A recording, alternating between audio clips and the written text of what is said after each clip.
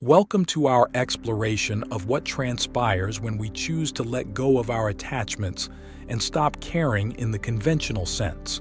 It's important to clarify that not caring doesn't mean neglect or indifference towards others or oneself. Rather, it's about releasing an over-attachment to outcomes, freeing ourselves from the clutches of expectations and societal pressures. This can lead to profound transformations in our life experiences, relationships, and personal growth. Let's begin by understanding the liberation that comes with this philosophy. When you stop caring so much about how every little aspect of your life must unfold, you open yourself to experiencing life as it is meant to be. Have you ever noticed how much energy you expend worrying about what others think of you? Imagine redirecting that energy towards what truly resonates with your spirit. This shift is not just liberating, it's revolutionary. The first amazing thing that happens when you embrace this way of living is the profound peace that comes with acceptance. Acceptance of life as it happens, acceptance of others as they are, and most importantly, acceptance of yourself in your truest form. This peace doesn't mean you no longer strive to improve or grow. Rather, it means your efforts come from a place of joy rather than anxiety or a fear of inadequacy. Consider for a moment the energy of trying to control everything. It's draining, isn't it? Now, think about the last time you let things flow naturally. What was the outcome? Often, when we step back, the universe steps in, and outcomes that we hadn't even imagined begin to materialize. This is not a call to passivity, but an invitation to active participation in life, with the understanding that we are not the sole directors of our lives. Click subscribe to this channel to get more profound spiritual lessons. Moving on to our relationships, when you stop caring about molding them to fit a perfect image, you start experiencing them more authentically. Relationships thrive under the nourishment of genuine interaction, not under the strain of expectations. In your interactions with others, when you drop the shield of how you should act, you allow your true self to emerge, and this authenticity invites others to do the same. How enriching is a relationship where everyone can simply be themselves without fear of judgment? Now let's pause and reflect on this. What relationships in your life can benefit from this shift? How can embracing this philosophy deepen your connections with others? Liberating the self. Embracing non-attachment in the professional and personal realms. In this next section, let's consider how the principle of not caring excessively impacts our professional life and our self-perception. In the workplace, intense caring about promotions, opinions of colleagues, or meeting every expectation can create a stifling environment for creativity and personal growth. When you release the tight grip on needing specific outcomes, you allow yourself the freedom to innovate, take calculated risks, and present your authentic self. Think about a time when you were so focused on impressing a boss or a colleague. Did it feel like you were truly able to express your ideas freely? Contrast this with a situation where you felt secure and valued regardless of the outcome. The difference in your creative output in these scenarios is likely stark. When we stop obsessing over every detail of how we are perceived, we find that our true talents are given room to shine. This doesn't just benefit us individually, it enhances the collective productivity and innovation of the entire team. Moreover, when you detach from the outcome, your relationship with failure changes. Failure is no longer a terrifying outcome to be avoided at all costs, but a valuable part of the learning process. How does your view of failure change when you see it as a stepping stone rather than a stumbling block? Shifting focus. Consider how this philosophy affects self-image. In a world bombarded by media constantly telling us how we should look, what we should own, and how we should live, it's easy to fall into the trap of comparing ourselves to an impossible standard. When you stop caring about fitting into these molds, you start appreciating your unique qualities and imperfections. This self-acceptance is empowering. It shifts your energy from self-critique to self-celebration, which radiates outwards and changes how others perceive you. Reflect on this. How might your life change if your self-worth were not tied to external validation? The spiritual unfolding. Embracing the freedom of detachment. As we journey further into the essence of letting go and the significance of not over-caring, we enter a realm that is profoundly spiritual. This practice of detachment is not merely about reducing stress or improving earthly relationships. It's about deepening our connection with the very core of our being and the universe. In spirituality, detachment is often seen as a path to enlightenment, a method to transcend the mundane and touch the sublime. Let's unpack this. Spirituality often teaches us that our true essence is not bound by the material or the transient aspects of life. When we fixate on controlling every aspect of our existence, from career achievements to personal relationships, we are often led by fear of loss, fear of failure, or fear of judgment. This fear can confine us, limiting our experiences and our true potential. When you embrace the concept of not caring in the sense of not clinging to these fears, you open yourself up to a broader spectrum of experiences that can lead to profound insights and personal transformation. Consider the nature of attachment. It ties our happiness and peace to conditions, to the fluctuating externalities of life. By practicing detachment, we are not becoming cold or uncaring. Rather, we are placing our well-being in our own hands, independent of outside circumstances. This shift is liberating. It means that no matter what happens around us, our inner peace remains untouched.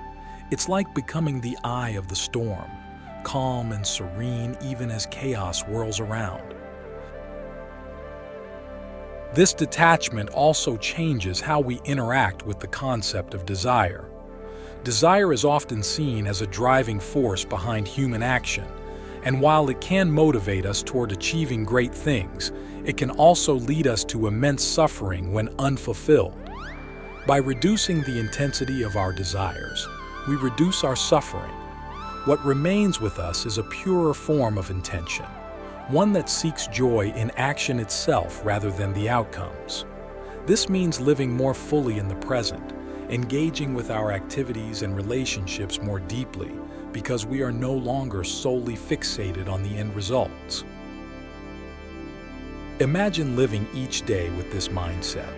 How would it change your approach to life's challenges? How would it alter your interactions with people or your approach to work? Furthermore, this spiritual practice of detachment allows us to connect with a greater reality.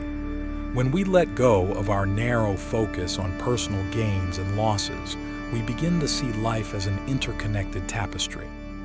Our actions start to reflect a broader perspective, considering not just our welfare but the welfare of others and the environment. We become participants in the dance of creation, contributing consciously and joyfully. The beauty of this approach also lies in the freedom from the ego's grasp. The ego thrives on separation. It reinforces a sense of I that is distinct and often in opposition to the other. Detachment softens this distinction. We start recognizing the illusion of separateness, understanding that at a fundamental level, we are all interconnected. This realization fosters a sense of unity and compassion, qualities that are desperately needed in today's world. Now, let's reflect deeply on this. How does the idea of interconnectedness influence your view of your actions and their impacts? How does reducing the ego's influence change your perception of self and others?